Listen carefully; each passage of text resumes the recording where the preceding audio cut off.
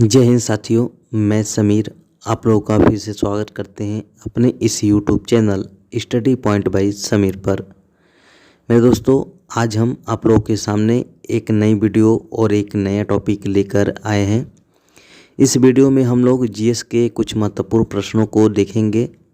तो चलिए ज़्यादा देर न करके हम आज के इस वीडियो की शुरुआत करते हैं।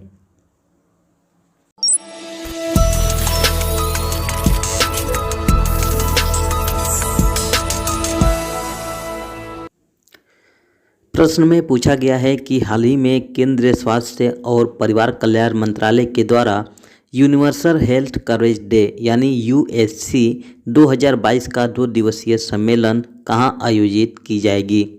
आपके विकल्प है ए दिल्ली, बी उत्तराखंड, सी उत्तर प्रदेश और डी है हिमाचल प्रदेश। तो इसका सही उत्तर होगा ऑप्शन नंबर सी उत्तर प्रदेश। हाल ही में केंद्रीय स्वास्थ्य और परिवार कल्याण मंत्रालय के द्वारा यूनिवर्सल हेल्थ कवरेज डे यानी यूएचसी 2022 का 2 दिवसीय सम्मेलन उत्तर प्रदेश में आयोजित की जाएगी।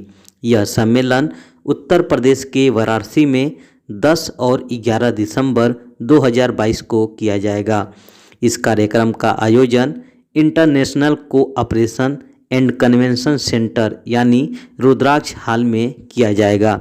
इस कार्यक्रम को वर्ष 2017 में संयुक्त राष्ट्र के द्वारा 12 दिसंबर को आधिकारिक रूप से international universal health coverage day के रूप में घोषित किया गया था।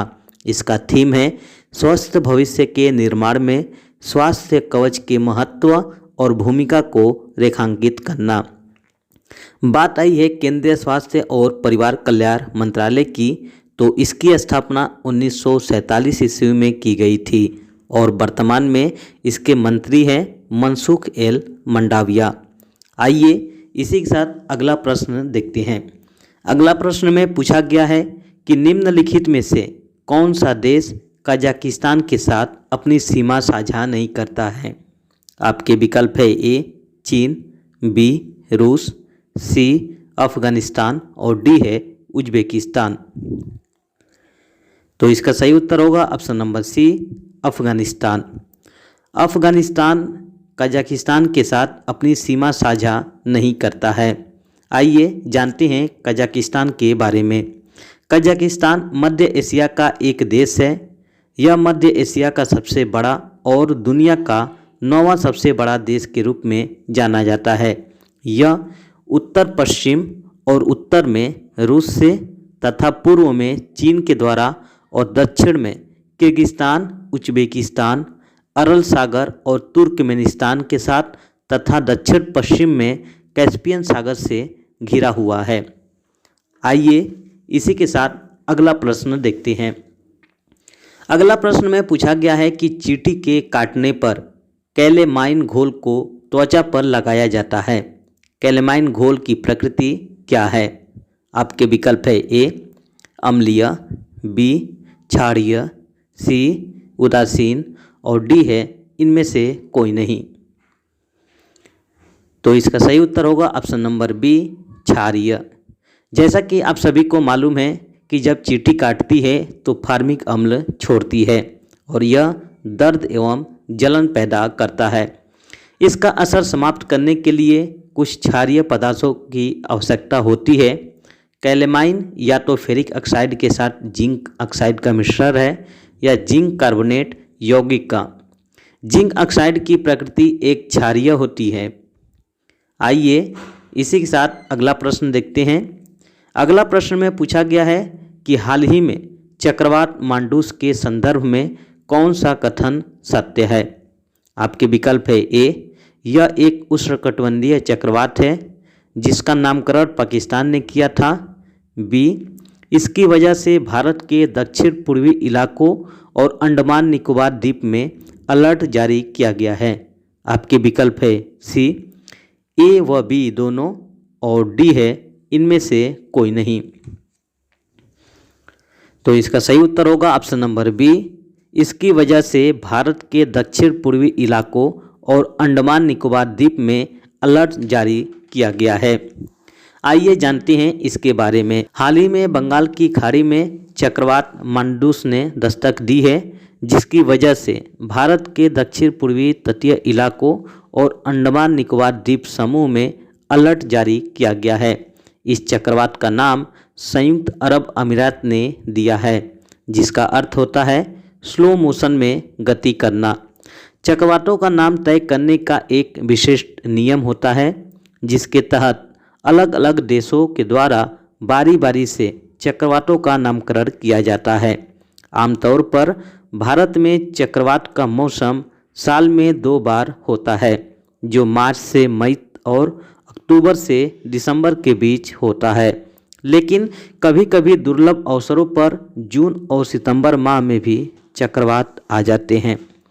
आमतौर पर बंगाल की खाड़ी और अरब सागर में उष्णकटिबंधीय चक्रवात मानसून से पहले यानी अप्रैल से जून और मानसून के बाद अर्थात अक्टूबर से दिसंबर की अवधि के दौरान विकसित होते हैं।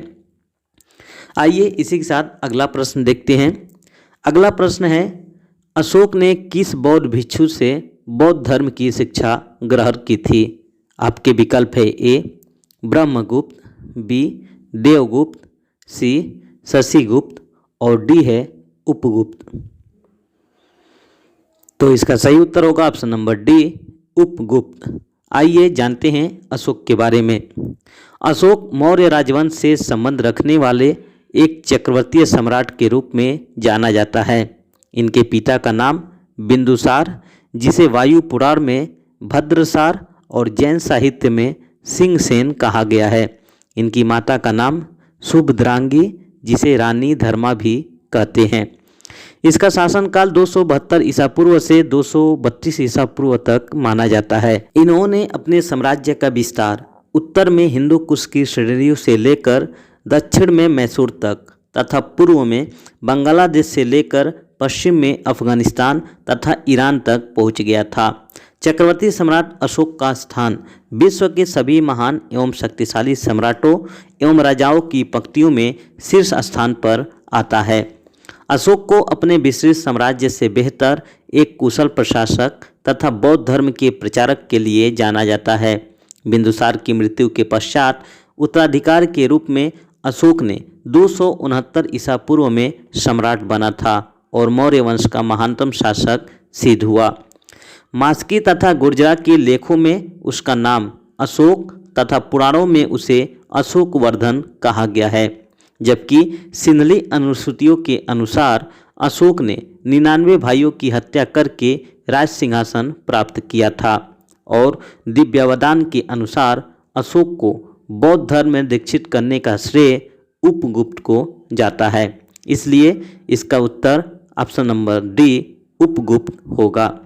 चलिए आज का प्रश्न है, हाल ही में जल शक्ति अभियान के तहत वाटर हीरोज यानी शेयर योर स्टोरीज 3.0 प्रतियोगिता का विजेता किसे घोषित किया गया है? आपके विकल्प है ए महेंद्र सिंह तंवर, बी एहसास एनजीओ, सी नेहा कुशवाहा और डी है इनमें से सभी। इसका उत्तर आप लोग अपने अपने कमेंट बॉक्स के माध्यम से देना है। तो चलिए आज के लिए इतना ही, धन्यवाद।